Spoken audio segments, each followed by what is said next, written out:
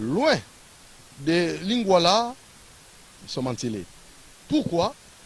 Parce que aujourd'hui, nous allons vous faire découvrir un grand. Un grand par son savoir-faire. Un grand parce qu'il aime son pays et aussi connaître ses différentes réalisations. Lui s'appelle Dr Hilaire Mboli. Il est grand, vérifions. Il est grand, questionnons. Il est grand, descendons sur terrain, comme nous l'avons fait présentement, ici, en Télé. Oui, il a lutté contre le chômage. Il a mis en place une usine pour aider les Congolais et surtout pour la bonne consommation, la consommation de l'eau minérale, bio, lisse. Voilà ces grands que nous recevons pour vous. Alors, la première partie de cette émission, nous allons d'abord connaître la personne, ses études faites et ses différentes préférences. C'est parti avec Dr Hilaire Mboli qui nous parle de sa vie. Un peu de façon résumée. C'est parti. Mbote mwana mboka Hilaire Nzambala Mboli docteur Antoine Mbote ndeko Dudu Mutiri. La seule réunion s'est présentée que tu vas faire ça. Ngai naza nego lobi kombo nanga docteur Nzambala Mboli Hilaire. Naza moko o nasali d'études ya médecine, naza docteur en médecine, chirurgie accouchement na sisa ina université Kinshasa. Et puis na yo sala pe sous économie et développement. Naza spécialiste dans la question économie et développement. Et puis na sali pe na mboka bapaya doctorat na santé publique. Donc naza docteur de sciences en santé publique de l'université Atlantique International University ya Hawaii na mboka États-Unis d'Amérique. Et puis awa na zali moko oyo azali mokambia ONG ya munene pe ya mboka o ngam nazalaki na kamba na bandaki yango eza progrès santé sans prix o balobi PCSP travaillaka na domaine ya santé et développement toza s'occuper na makambo nyonso etali santé ya ba population mal généralisée ya ba oyo ba kipaka bango mingi te ou bien population elinga bango mingi te na système na circuit ya système de santé. Donc les aba o ba bengi ba PD par exemple o ba bengi na terme o bango ba benga ka ba ba PD mais biso to benga bango communauté LGBT o ezaba lesbienne ba gay ba bisexuel ba transgenre na ba mususu ba bota makamoni moko ba sexe zo mona ngemi bale mi bale. Donc voilà un peu et l'on a dit. Avant ça. Oui, mais parce que les domaines moko na linga kina sunga bande kona biso oyo na kati ya circuit normal ya santé publique bazaki. Eza ndenge na tangelo wana na sala ki centre et puis sala ka travaillati lilo oyo et s'occupaka spécifiquement pour na batwana. Donc naza moko oyo na cadre émission na yo na memi ki génie na innover na kotisi matière ya sika na kati ya santé publique oyo ezala kati. Oui, na tcheli bango système ya santé na système na programme ya santé destiné spécifiquement na batwana au lelo et fandi na kati ya système ya santé na niveau ya Afrique puis na monde. Hein, donc na sali yango na Madagascar, ba Gabon, banani Congo Brazza, Togo, ba Cameroun, tout ça donc to kotisi yango na kati ya système de santé et sur sa fonction. Donc ngamu na yena makamwana, c'est-à-dire que ça va chez nous. À part ça, naza moko oyo naza ambassadeur de bonne volonté na États-Unis d'Amérique, c'est-à-dire banomakinga pona makambo nyonso na uto episona osala na kati ya communauté ba identifier kinga wa et puis ba pesinga bourse na département d'état américain na ki États-Unis na bandi kotala ba kinoko la kisanga makambo na sala gawa ndenge ni États-Unis d'Amérique yango pe zo salema toto ya pa adapter yango na mboka na biso. Donc la Kennedy totali ndenge nini makaba politique et ça les makanakati ya États-Unis la Kennedy na Maison Blanche et puis na Washington totali makabo ba bengi état fédéré na bete état fédéral comme ça comment il fonctionne. comment il fonctionne. Comment est-ce que la guerre à session Isaki, où il s'agit d'une maison blanche à 3 fois Isaki brûlé. Comment est-ce que Anglais qui kosunga bango, ni France ba kosunga bango, même les États-Unis ndenge tongoma wana, c'est-à-dire bazwaka pe modèle Europe. Modèle wana siko bango basali yango na ndenge na bango. Yango bamema biso poto sala, ndenge nini bango pe basala ki poto adapter yango pe na mboka na biso. Nous avons été identifiés comme ça. Na kanisi ke tokene pe kotala système ya santé na bango. Comment ils ont fonctionné? Na ba institut ya ba recherche na bango. Na niveau ya programme ya santé publique dans le grand laboratoire mo babenga kuna CDC Atlanta. Tokene pe na Atlanta, tokene ki na ba Little Europe, na mboka ba Bill Clinton, toketala comment santé rurale peut fonctionner et puis comment ba investisseurs mususu bazo ko investir ma vandi na kati ya bazamba. Vous comprenez? Donc les plus riches là, comment ils sont dans la forêt, vandi kuna bazo vivre bien, mais bazana ba tambwa minene basala ba investissement, il y a l'industrie, il y a transformation, il y a agro-pastoral par exemple, donc ça qui bilo moko ya mutuya. Ya mwana ko moni ke to ko zonga wa, nous travaillons dans le concret. Na kati ya concret biso toujours travailler, aujourd'hui moi j'ai mis en place mai pour kufunga ba congolais. Et ça biolis. Toyo stara to sunga ba congolais, comment ba ko soka pe bilo ka qualité, ba melama ya qualité parce que l'eau eza élément ya liboso oyo eza na monde les médicaments ya liboso eza mai so moto azomela ya bien te ça veut dire que ako vivre longtemps te voilà voilà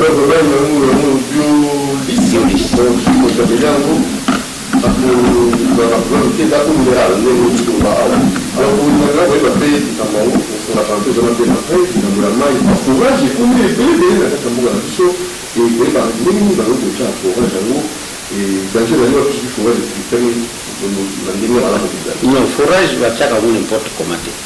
Forage est précédé dans l'étude de faisabilité, l'étude environnementale. Parce que dans le forage, il y a d'abord problème. Il y a problème parce que la parcelle n'a plus les amis. Il y a des toilettes, il y a des faux septiques. Il y a des forage. Et forage, il y a des forage superficiel. Et il y a des communication entre les faux septiques et les communication. Mais parce que la matière fécale, ils ont un dépôt. Ils ont un dépôt. Ils ont un pollué. Et ils ont maï kanakati, ils vont très bien maï wana et pour affecter les autres la ville. Soit c'est bon, ça la même chose na banzoto, soit c'est bon, vous avez la gomme pour passer. Vous comprenez un peu. À ta bouche sur la bilamba, au monde amonia qui est délai, va nous bien ça, il va tâcher mon boui et je vous sa bilamba est belé.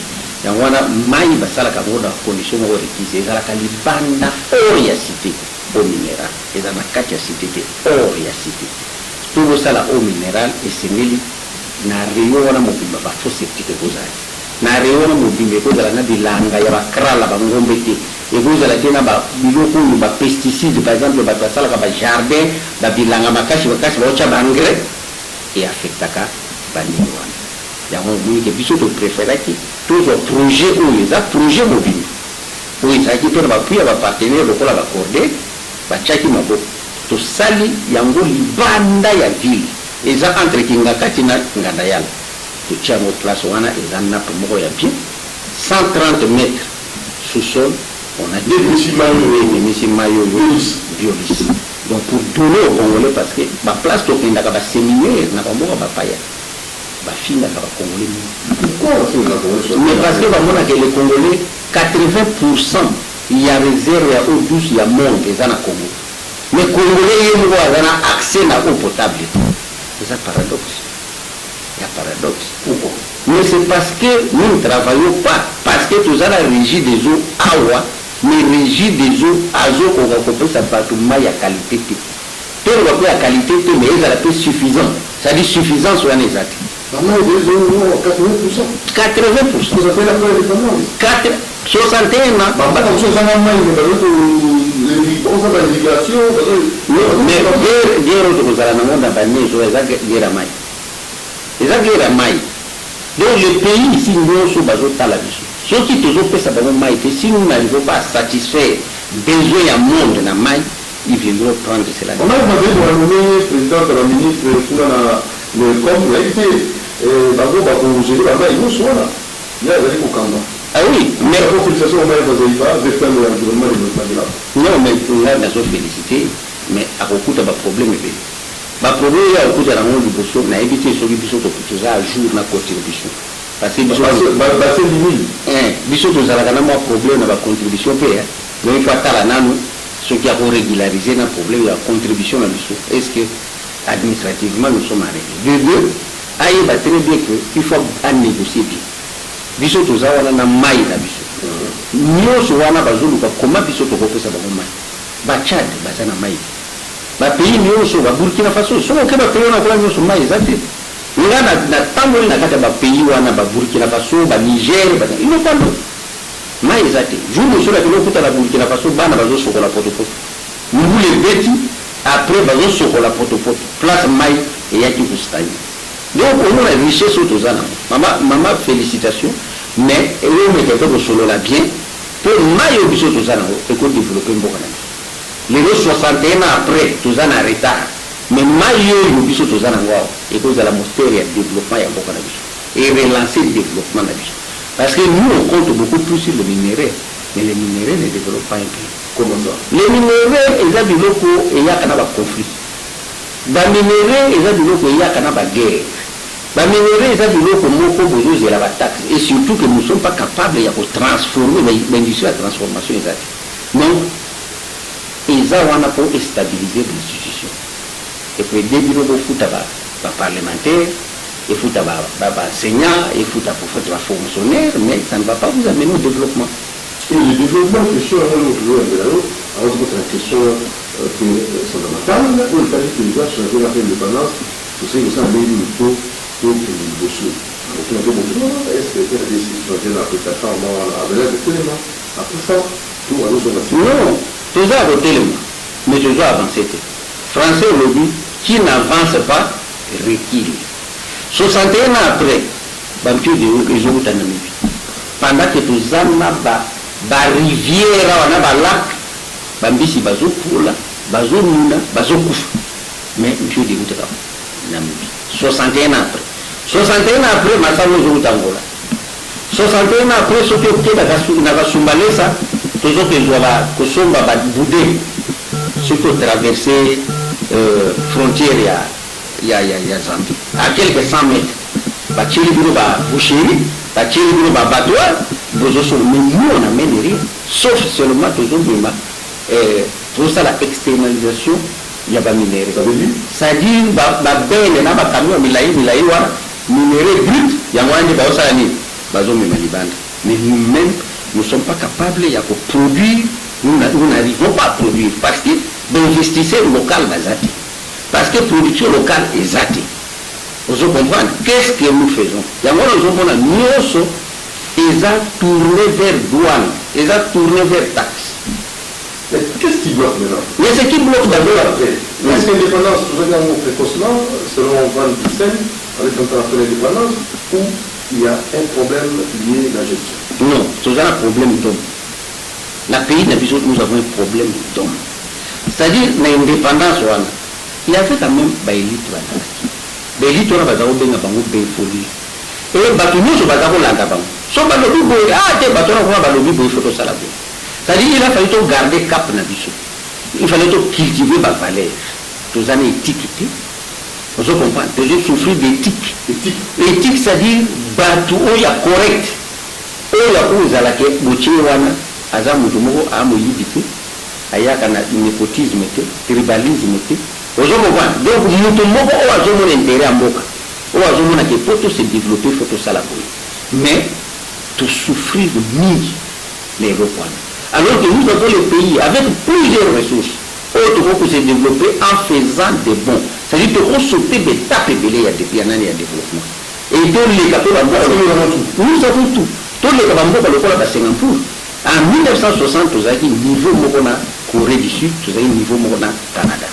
Mais 61 ans après, ce sont les pays qui nous nourrissent. Ce sont les pays qui nous appuient financièrement. Ce sont les pays avec leur technologie, parce qu'on n'a pas mis tout cas. On a un peu banani, Corée, Hyundai, Banini. Donc nous sommes derrière. Et il faut financer même le système de la santé. Vous comprenez? Donc, c'est très dangereux. Il faut tout se ressaisir. Se ressaisir, c'est facile. Qu'est-ce que nous devons faire? 61 ans après, notre système de santé est financé par l'extérieur. Ce n'est pas normal. Donc, pour tous aspirer, il faut aspirer.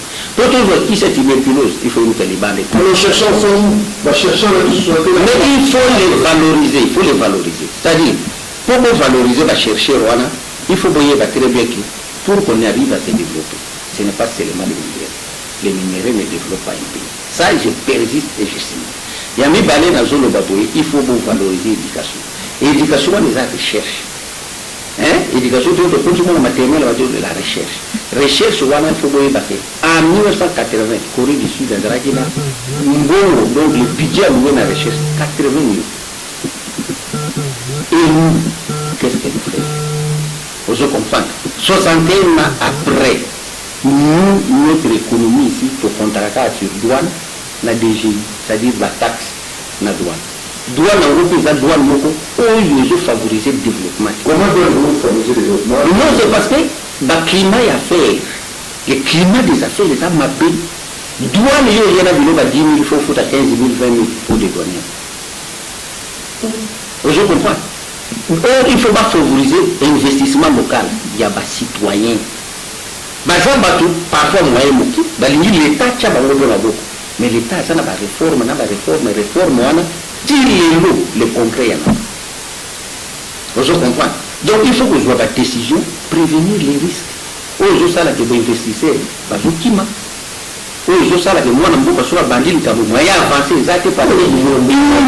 est sur lui. Sur taxe. Donc, Pas sur taxe. Vous comprenez? Or, taxe, on a tout ça que Batu. Fout à taxe, nous ça fout à taxe. Il faut digitaliser la taxe. Comment digitaliser? Numériser. Ça, la logiciel Moko et fan dans la banque centrale. Nous avons un bic. L'État s'y a fait la machine, mais qui est pas battu, nous sommes à Teka. Au sommet directement et le taxe. Taxe, c'est quelque chose de façon numérique. Va éviter la taxe, il y a ma beaucoup kokoma. Ma belle a mis c'est-à-dire, elle a commis que kokoma ndenge ba vieille amouti. Vous comprenez? Babiloko mécanique, qu'on touche ba cash. Et ça, biloko moko ils ont démodé. Et l'avantage de la numérique? La numérique parce qu'ils ont qu'un cas électroniquement qu'on a. Vous comprenez? Moyen PDG avec le Rolanda Mouizat. Moyen comptable là qui côté la Mouizat. Voilà.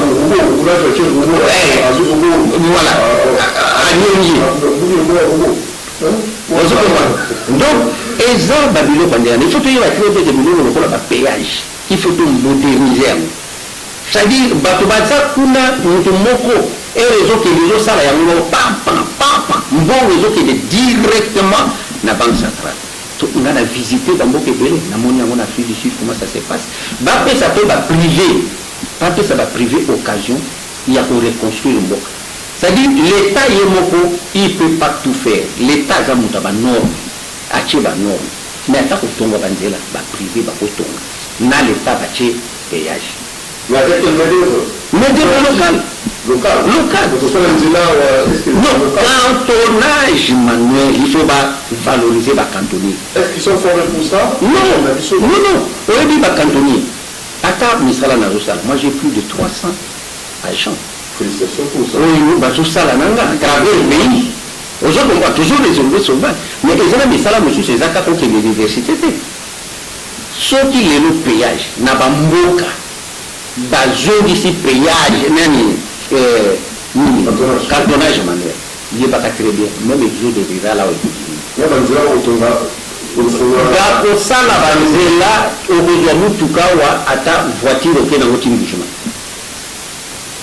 Ceux qui communauté a impliqué dans la stratégie de notre développement. Mais c'est tellement que la communauté a mis à part, on essaie de faire les choses, ça ne marche pas. De deux, on est là. Équateur, Wapi, même les Kassai,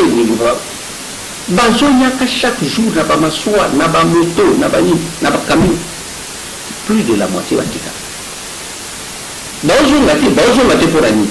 Parce que Bayaka, Kolanda, Bongo, n'a pas mbongo na bango andeni parce que redistribution ya ressources nationales est équitable tellement que kuna bamona ke l'autre azana tendance à faire wapi aya kolanda mona lisasi oh ce que dit par exemple na cantonnage manuel aujourd'hui c'est la bango mbongo kuna yebaka très bien koto bango yate ako meka kosala musala ako zala na moi revenu ako sombela conseiller la centre de formation.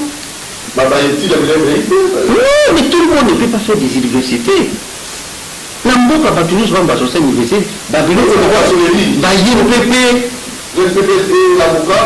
maçonnerie, en tout cas, vous ne verrez pas quelqu'un à l'andaka batu boyo. C'est-à-dire qu'il ne faut pas valoriser ma communauté.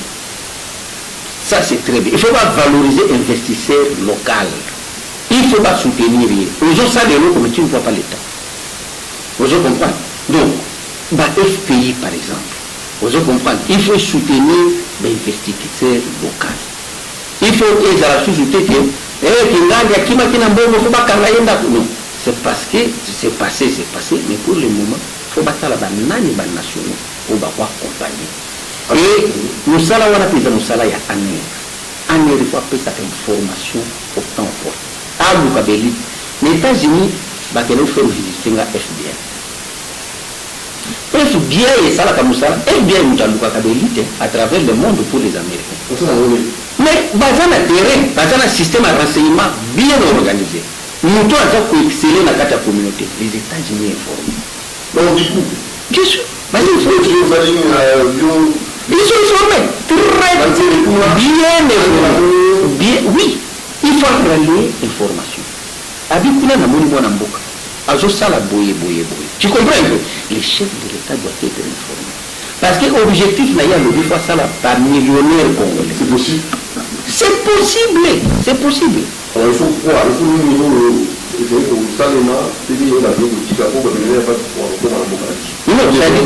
ça dit qu'encourager la taxe non, taxe wana eza exorbitant. Ma taxe. Je peux te dire une chose. Jour moko bata DG baiko salanga redressement. Parce que je donne $150 na carte d'employé salarial. Ça c'est une fois. Non, de là.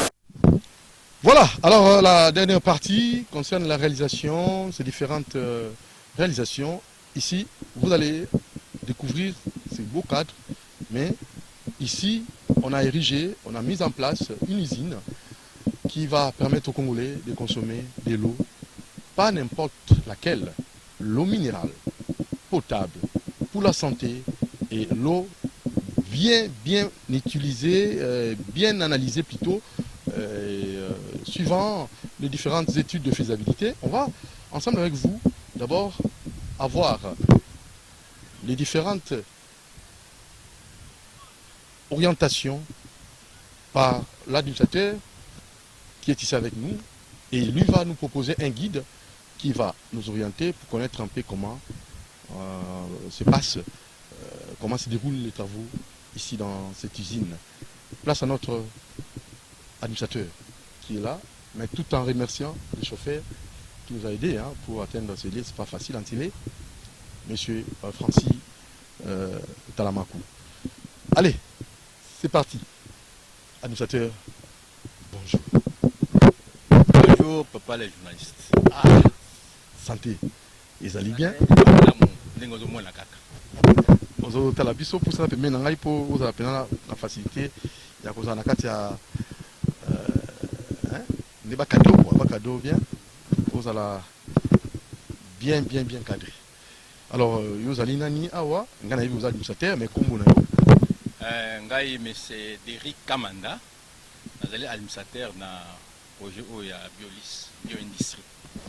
Derrick Kamanda ngi to ba moke monsieur Ilemboli, docteur Ilemboli, Azali Pena Grand. Monsieur Ilemboli Ndengo Lobi, Azali Pena grand na comme on a grand Ndengo Lobi parce que Azada nous, Mutoyo Azala ba idée pour na mboka, pour na développement mboka. Aza expert na santé. Muto Azala ba idée belé azo concrétisango. Ezaka na mutu tembe azo concrétisango. Donc Azali mutu moko Azali grand makasi. na ndenge azosala oyo tozosala tozolobela lelo oyo tosali biolise bioindustrie mpona santé ya bato mai ya pete bamela yango Hilaire Mboli azali motu moko grand baide na ye banda kala lelo azoconcrétise yango. Hilaire Mboli apesi mosala azotraité bien donc bato baza na bacondition bien donc yango wana. Yo en tant qu'administrateur, dites-nous clairement, est-ce que azalaka bien na bino? Tozalaka bien na ye, azalaka bien na biso, aza mutu moko ya malamu, azali kanda te, aza vraiment mutu moko très posé, aza très social, mutu bien kutu donc aza bien na bato asola kitoko, azalaka très bien. Yango wana soki asola kitoko déjà par rapport ya ba idée na yo komona pe makambo ezokende bien. Développement ya mboka oyo tolukaka tozala besoin ya bato oyo baza ba développement baza ba idée ya makasi oyo permettre que mboka ekende liboso concrétiser ngo za ba idée na mutu mais il faut kende concrétiser ngo yango wana moni mais c'est l'air par rapport ya ba idée oyo ebanda kala ya kosala industrie moko ezopesa mai moko ya peto mai oyo eza mai te bazozwa ngo na ba partie oyo ya pollution. Toujours on a kata zamba ya forêt oh benga mai eau naturelle eau minérale eza ba place oyo forêt wana etikala ka ningwana parce que bazo zwa mai kitoko etikala des années bato ba mela santé azala posa bato za la bonne santé et non seulement aluka mbongo mais développement mboka la kati santé bato pe ezala kitoko bato bazala mai o bela mai kitoko oyo esengeli na santé bato on a poni kuchango en ntile. Il est un bon en tant que grand. À cause de réfléchir grand, il doit donner la santé. Maya kitoko na batu. Aponi awa parce que les alliés dans dehors il y a endroit ya pollution du sol. Peut-être le sol ce que besoin ça mai besoin tumula besoin mai wana besoin ça la ça besoin ba leko bele kati et ça sous maïté. Mais il faut ezala na ba ingrédients nyonso oyo nécessaire pour la santé ya mutu o mela mai boye oyo ka ono ngai ma tension mati mungwa o bololo bote mai moko naturel basala ba condition da omela vraiment barrière guboye voilà te yango wana bengaka au naturel au minéral eza la kati ya forêt. Cette forêt là sera gardée des années parce que tu garder ba condition wana ba ingrédients wana tikala kaka ba ingrédients wana ba ko expliquer na chimiste ndenge zalaka tu vois donc etikala kaka ndenge wana pour que santé ya mutu ezala bien mai ba mela te o mela mai moko boye ono mungu eleki o boye te biso za mai moko naturel minéral eza samba yango wana na ntake mutu azana ndenge souci ya population souci ya peuple pour que ba mela mai moko ya peto naki akata zamba. Alors projet kitoko boye et reçoit kaka en ntele RDC za monene est-ce que perspective d'avenir na habité il est emboli docteur Hilaire azo penser couper ça mai ya malamu na ba congolais au bazali musika na province to reçoit kaka awa na capitale. Mboli ndenge lobi azali mutu moko grand. Il veut faire des grandes choses pour le développement mboka. Ba idée na ye ezakaka ya limité te. Toko suka awa te.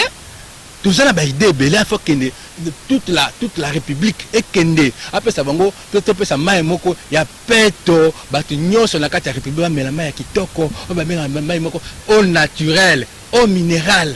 Ezala partout ba idée ko sala ne wate parce que aza grand azala ba idée ezokende azo concrétiser ngo ezokoma penza kitoko tina. Est-ce que vous en avez besoin ya appui à gouvernement biso pour ndenge vous allez en enseignner vous allez permettre à ce que la population pour kozala vraiment malamu mingi bazo mayo longobani accession d'offre pour accéder au fait pour comme awa ezali na difficulté toté na éviter.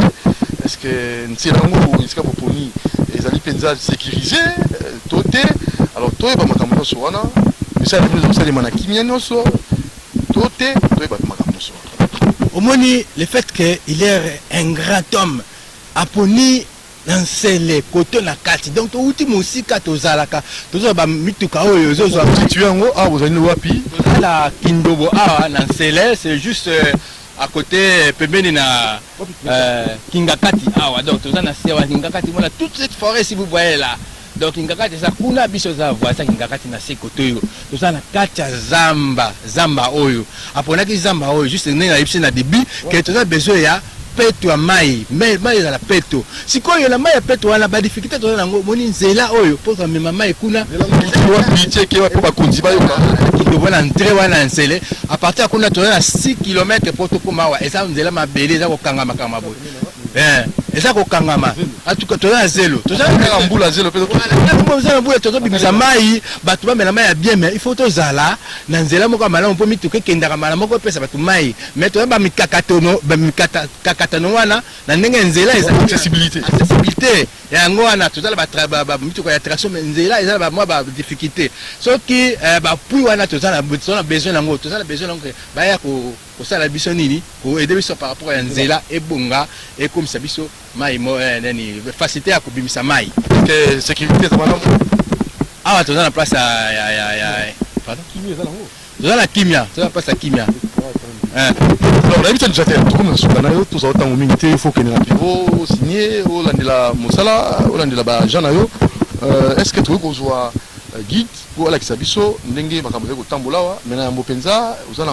loba bokabwani to quelques remerciements ya kopesa tokokende na kopresente biso guide tokopresente biso monsieur Serge Muyenge aza chimiste biologiste ye moto atali peto qualité ya mai wana azotala ngo il faut bouger te esala boye te donc il faut ezala kaka qualité wana banorme wana do azolandela ngo do ye wana akolakisa bino expliquer bino en profondeur encore pour comprendre bien sur le plan scientifique ndenge pena ezalelaka donc yango wana maloba moke yango ya suka yango wana lebi donc c'est-à-dire que toza na place moko ya malamu par rapport ya mai wana naopesa mbote na bato nyonso basalaka la biso chauffeur na biso Francis Talamaku baja nyonso basalaka la biso na PSSP na bioindustrie makambo nyonso donc bango bambote na bino toza na émission donc toza kopesa bino donc encouragement nyonso ozala bien tosala bien. Merci beaucoup d'Eric Remanda qui est l'administrateur de PSSP et des bio-industries. Vous êtes des bio-industries seulement. Donc PSSP, voilà mon tomousou dans Kambao. Toujours Yemoko docteur, il est en Mouli. Merci, à la prochaine occasion. Guy Dango, allez. C'est l'intérêt Guy Dazola. Guy Dazola. Voilà. Alors, Guy Dango, allez, qui a vu sur la promotion pour la Niki. Oui, justement. Bonjour. Bonjour, biso to landi binotan bino possibilité première promotion environnement biso to zaki na biologie. Environnement il to bandaki yango professeur Musibunda ebisa biso. Environnement mon tir un jour comme on a parlé. Mon directeur de mémoire on a Pesso Mbotemi conseiller spécial chef de l'État en charge de l'environnement on a Pesso Mbotemi tala baleki do biso ne to bandi promotion bosso. Bandi na binolo environnement na camp. Bandi na mon tir environnement. Bato bandi environnement vachement rêve ou quoi alors que ça va bandi na bino ti lelo comme munene ta bino ibandaki to bandaka G1 biologie ti to ya okabona na première licence bino la biotechnologie. Moi je fais la biotechnologie. Très bien.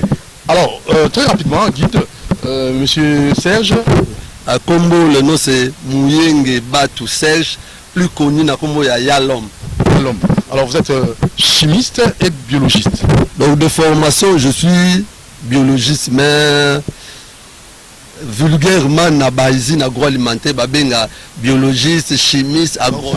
Vous analysez la qualité. Oui donc moi je suis ici chef d'usine et responsable de qualité. C'est moi qui suis contrôle de la qualité, fonctionnalité, il y a ma machine à traitement donc tout ce qui est qualité. Responsable. Alors très rapidement, dites-nous un peu, cher environnementaliste et cher biologiste, est-ce que ces sites étaient bien choisis? Les études de faisabilité ont été faites en bonne et due forme? Vous avez contacté les gens qui s'occupent de l'hydrologie? Est-ce que vous avez contacté quelques usines, quelques laboratoires pour analyser? Et enfin, vous donnez les produits finis nécessaires à la consommation de la population.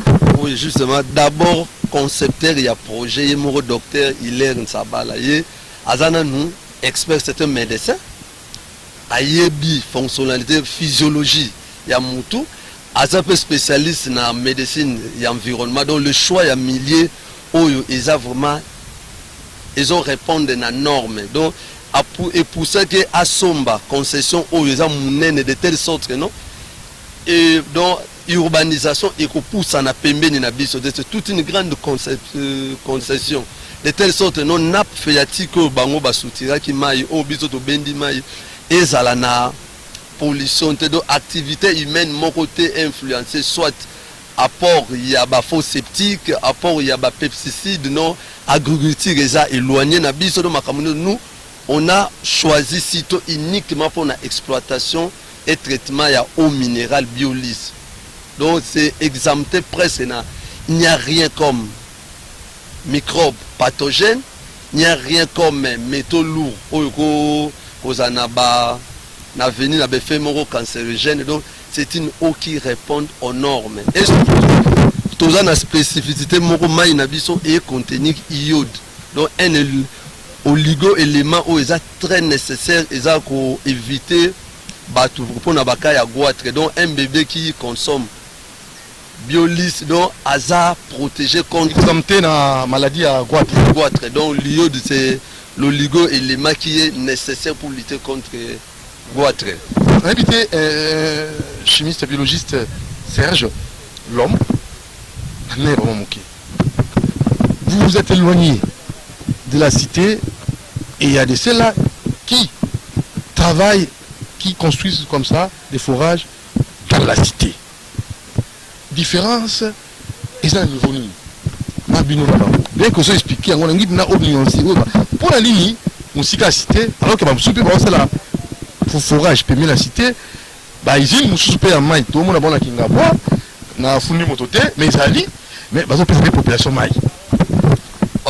Ezali vision ya mutu soki mutu na vision commerciale liée à liboso ezaka mbongo. Donc c'est pour cela bazo sala ba forage en plein cité na cité au ville à Kinshasa ici et où Melidon c'est l'éducation mésologique, c'est une éducation liée à l'environnement.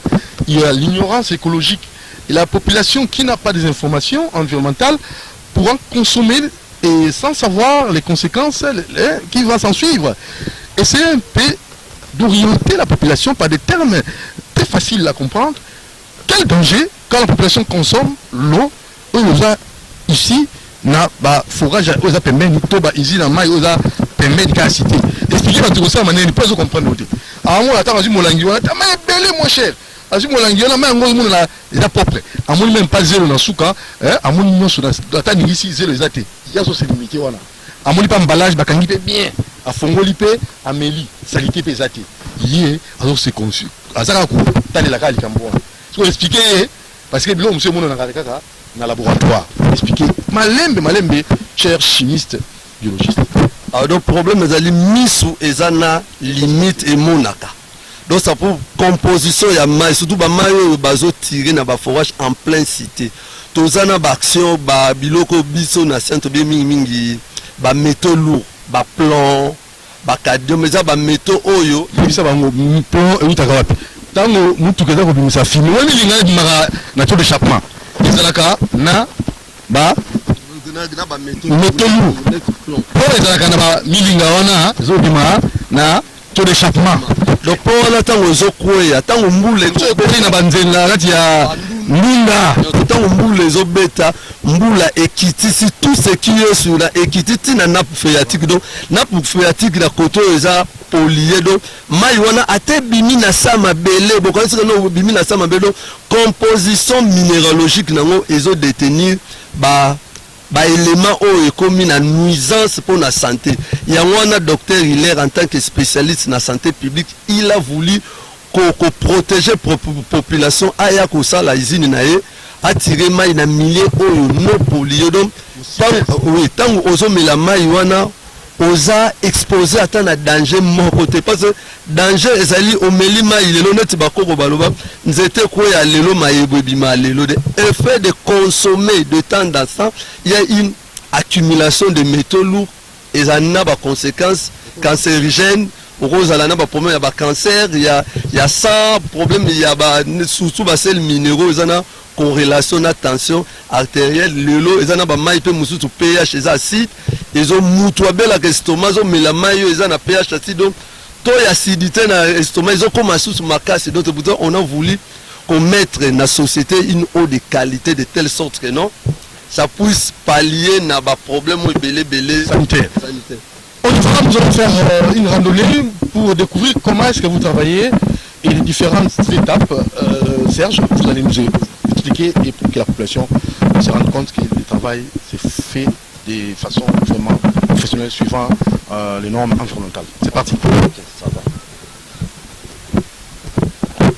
Alors, forage esika totire mai eza awa toateignaki 130 mètres mpona profondeur à 130 mètres. Après toaménage yango nde kaka bomona mpona bacondition ya sepsi et rené. Donc le commencement biolis ebandi mai oyo ya forage ya nappe moko phréatique non polié yango nde mutu ezoleka par batraitement tolanda yango na traitement physico-chimique après traitement microbiologique. Awa et nous environnement et le système, hein, donc il y a toujours interaction. Ouais. Donc ici il n'y a aucune interaction dans le milieu extérieur. Ici il n'y a aucune interaction. Donc tout qui est na semakasi tout soutirer mai, il y a un autre traité pour il y a plusieurs étapes pour nani mais mai déjà na milieu ou na environnement na profondeur où tout ça qui ils ont répondu déjà. Fait nous on a pH nyonso ça va. Très bien. Après awa to kota siko na usine kota la cheminement normal il y a traitement. On a produit fini. Très bien, on y va. Alors moni esika forage ezali to ponango na teno ozala na biso nyonso do concession nyonso ezali ya docteur il asomba yango pona ke non forage nappe phréatique ezala na influence activité humaine te do toza entouré na zamba donc et à projet à urbanisation exacte écotique à la kaka boye donc pour que conserver qualité ya mai na biso. C'est un facteur de taille. Mais donc facteur où poussé tout tika Kinshasa to ndima transport coût ya transport mais produit ezala ya une grande qualité. Pourquoi ni batu souvent ndima ram eloko mundela sali. Comme le docteur Guilherme moto pour son moindo, so yega mundele a tout na ku te même sandeli na ko melango pour eza mindele à côté l'alimentation a subi wa mai ou alimentation ya mindele. Ezali ignorance au photo luka ko banir yango. Tokanisi neti eloko ya malamu eze eloko ekouta na bapaya. Ok, bango mo bapaya tellement ils ont baluki ko manipuler science mingi comme na ba conséquences na bango oyo biso du fait on est dans un milieu naturel. Nous plus 80% ya eau naturelle ezali en RDC. Donc eau douce mai ya bien ezali eau douce oyo pesa mboka mumba mai. Donc ezali na biso faut ko pesa confiance na eloko mwana mboka et surtout pour ko éviter dépendance. Donc comme si na Congo tokomi ko dépendre kaka na expatrié le loso qui bazui décision que na bakanga biloko na bando nous tokomi déjà à Genève faut donner coup de pouce na bana mboka net ba docteur Hilaire au bazana vision ya ko rendre mboka grand avec des projets pareils. Vraiment c'est quelqu'un à encourager, quelqu'un à féliciter. Évoluons. Voilà, alors, bah, étape les abonnés, chimiste, biologiste Serge. Maïwana, il y a forage. Autozo considérant qu'on est au brut. Il faut les cannabis étape, il y a traitement. Donc, première étape, il y a forage, il conserver, on a ma citerne, on a mis baleux, il y a bleu. Il y a forage. Il a conservé, on a 2 citernes, on a 5000 litres. Donc, citerne, il y a au brut. Maintenant, au brut, il y a une étape de traitement. Donc, on a une usine, tozo sala traitement. Après traitement, tout ça, conditionnement, il y a mise en bouteille. Donc, on a traitement, au brut, et l'équipe, on a une colonne, misato. Donc, première colonne, ils allaient filtre. Première colonne, ils allaient filtre à sable. Donc, ouais, filtre à sable. Donc filtre à sable rôle nango ezali ko retenir tout ce qui est suspension na mai. Donc ils ont traité paramètres auto bengara paramètres ya turbidité. Non mais aussi la paramètre ya turbidité peut être inférieur à 5 NTI. Mais avantage ya mai na biso ça que non même mai ya forage ya moko eza déjà la turbidité inférieure à norme.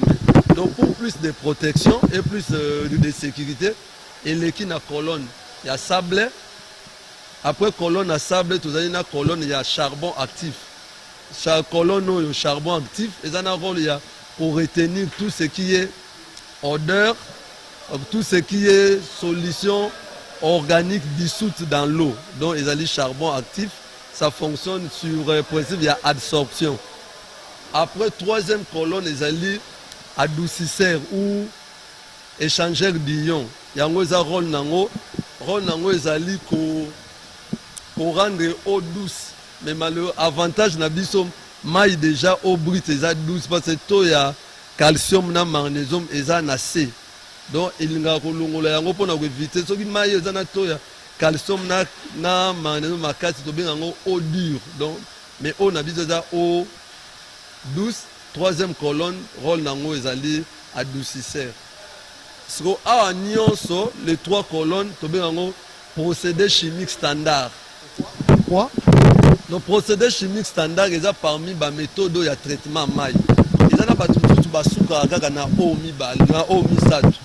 donc traitement sur sable fin, charbon actif et adoucisseur d'ion.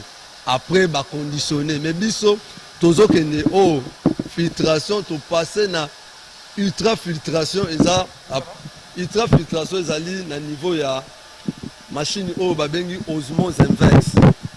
Osmose inverse de Moutou et ça là une filtration ultime donc eau et l'équine par rapport porosité il y a sable mais eau et ça les sur membrane il y a osmose inverse c'est principe nango ezali principe il y a membrane cellulaire donc une perméabilité sélective donc et ça là par rapport il y a principe il y a membrane cellulaire donc une perméabilité sélective, ça fait passer de l'eau, ça retient tout ce qui est impurité. Donc, les résidus nyonso, ils ont bima, ils ont qu'un rejet, produit fini, ils ont continué. Oh, nyon toto ça les alliés traitement physico-chimique. Après avoir subi traitement physico-chimique, il faut subir traitement microbiologique. Traitement microbiologique, nabiso, ils ont ça les mana. Lampe à UV dans lumière ultraviolet na ozone. Siko lampe UV yango yo ezoboma microbe par ionisation na lumière. Après traitement microbiologique il y a UV, tout un traitement microbiologique il y a ozone. Ozone c'est l'oxygène 3. Donc tango ekoti na mai et comme ici maï antiseptique donc yango ebomi microbe yango ezana durée ya vie ya muku c'est tant ozana kati ya maï eza ozone ebomi microbe après un temps ekolongwa ozone ezongi oxygène normal non oxygène biatomique donc OD donc elongwe O3 évaporation et comme oxygène normal oyo. Et pendant longtemps, pendant temps on a essayé les O3 ozone aller à jouer rôle de bactéricide. Azo boma tout ce qui est microbe na kati. Yo ils a traité physiologiquement na microbiologiquement c'est que to conserver on a citerne à inox citerne à eau traité. Donc mayo ils a traité to reconditionner en eau. To conditionner mai na biso na ba format ya munene ya bagalon ya 18.9 litres tout dans un format ya 5 litres tout dans un format ya 1 litre et demi tout dans un format ya 1 litre tout dans un bouteille ya 750 millilitres après bouteille ya 330 millilitres c'est conditionnement ya mai mise en bouteille et ça les na machine oyo machine donc nango eza 3 machines filling machine donc na kati nango eza 3 machines eza na première partie ezo laver ba bouteille deuxième partie et remplir mai na kati après troisième partie et sceller ba bouteille première partie et ça le na niveau oyo donc rinçage et rincer deuxième partie mise en bouteille donc mai ekoti na milangi troisième partie bouchon et kangi après et continuer toucher ba étiquette toucher neck après empaquetage et ça les mai to garder na dépôt pour la livraison. Alors pour na koyeba na ngatu na motuna ils ont contenu ni mai na bio. Mai na biso ils ont contenir ba sels minéraux nécessaires pour la croissance. Il y a bana pour la composition minéraleuse eza équilibré donc eza na champ et tolérable pour les enfants, tolérable pour les vieillards, les femmes enceintes. Donc vraiment c'est une eau minéralogiquement équilibrée naturellement. Et le pH? Oui, le pH obéit na norme, tout ça na pH 6,8. La période de Yamboula, donc une oscillation, mais oscillation, ils ont conservé car on a une norme de 6,5 à 7. Donc, toujours la norme, oyo. Donc, rôle n'a pas plus que la valeur, il y a des paramètres. Bien. Alors, toujours chité déjà. On a évité ce que l'on a baptisé, tout ça, la gestion de la montée. Batoyo, baza, koulingaka, ba combo, amaya, ba marque. Combo on a combat mai ndezo va tirer une réussite bango pour na bandeko ba pour considérer oyo ya malunga en leur place ya ba combo mai à griffe.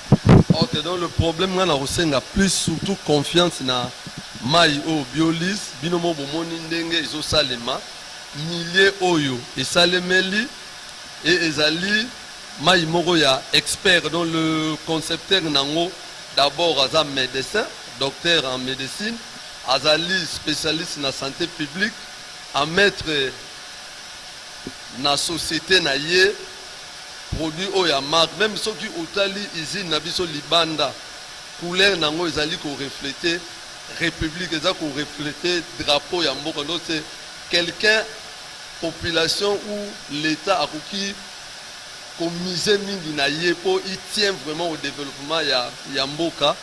Je crois bien qu'il y a Malam Moueza Koupé, ça y est, mais fort toi qui n'est pas, il a donné de l'emploi aux gens et il a mis sur le marché un produit de qualité. Il mérite ça. Le numéro qu'on a battu, c'est la commande à distance.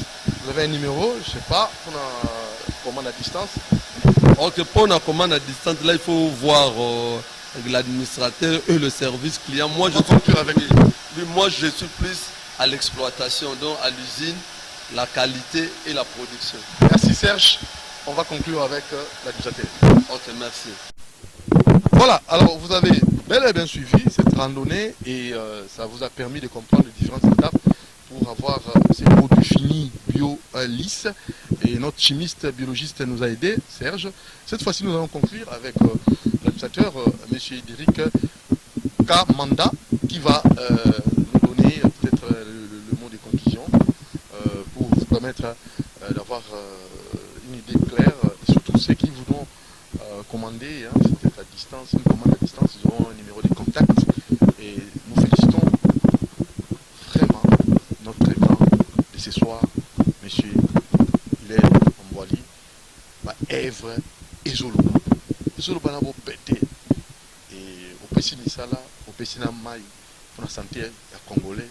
61 ans après l'indépendance, Congolais, il est moko, qui est incapable de faire les locaux, il faut amener là sur les devants. Mais cette fois-ci, un Congolais a joué les devants et je vous crois qu'il faut nécessairement soutenir et les actes très capitables. Et nous tenons là aussi à demander à nos autorités de prêter main forte dans Misala ou Kito Missalami Awa.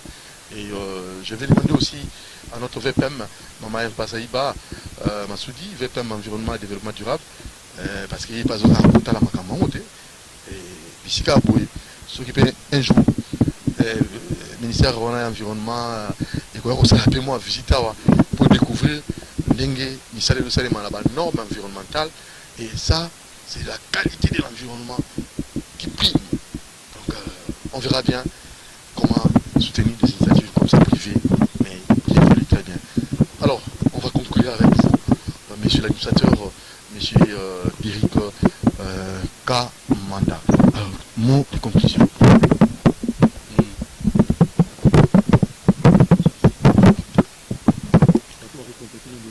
Ici, tozopesa merci ndenge oyaki mpona kosala émission oyo mpona kocontacte biso toza numéro 089 donc 099 99 52 174 099 99 52 174 Donc plus 243 voilà 9 voilà 52 174 voilà numéro bosala commande à distance tokoyamba bino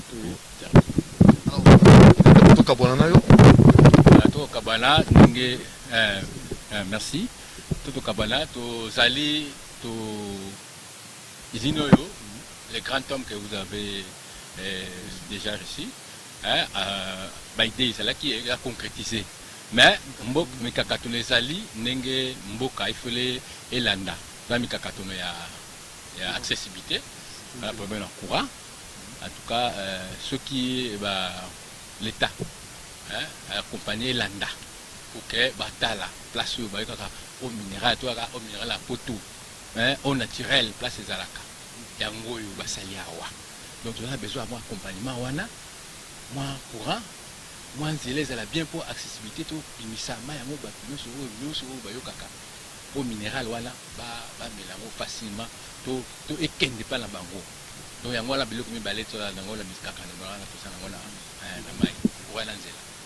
Merci et bon na ndenge na tosololi na sepele mingi ndenge boyaki na ko manquete ko pesa ba merci na bato nyonso tozala na bango na vie tozala na bango ya misala bato nyonso basala na biso na PSSP na Biolis Passepartout na leka na kobosa te bamaster nyonso totanga na bango na université Kinshasa bacollège Alpère Jésuite sadisala donc na famille na nga nyonso mon épouse docteur Mireille Bongwa donc na mes enfants et toutes les familles toute ma famille banango Bede Kamanda Kecha Kamanda Eliel Kamanda Kirin Kamanda bananga bango wana donc bango nyonso baza en bonne santé na pesi bango mbote na mama la bango donc docteur Mireille Bongwa pe bamela mayo tous les temps donc ndako nazaka na mayo Biolis zomona Biolis yango yo Biolis les amailles moko ya négligé donc maille moko au naturel, je dis bien naturel minéral kata zamba bomi tungisa te boko to na koti plastique na kata supermarché ke luka maille moko boye non yango yo solution yango bobe luka yango yo la santé congolais. Merci Cédric Kamanda, Derrick Kamanda, excusez-moi. Merci à vous qui nous avez suivis. Donc accessibilité ne doit poser problème. J'ai là et bonga pour nous kolongwa. Et si kama ezali na kobima na route principale et so sala moi passi. Courant pego sala moi passi. Donc tout sunga ba congolais au bazar initiative avec tout pour le développement. Allez, merci à Moron Djambé à la réalisation, coordination avec Kabongo, Ermak Romain Makonda programmation. Merci à nos exploitants vaillants. Merci à Christian Banjolo. Merci à Fiston Tunga Bouinonzinga et des merci Kifou.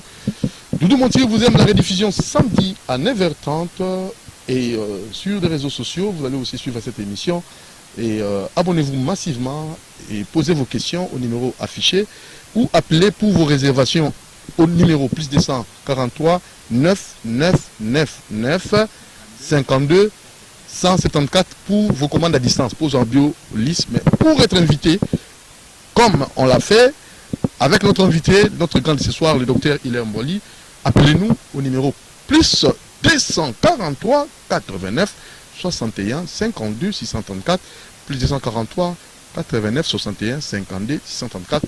Coup de chapeau à vous, le couple Mboli, donc maman Hortense Mboli et Hilaire Mboli, couple et ça a bien pour le Congo.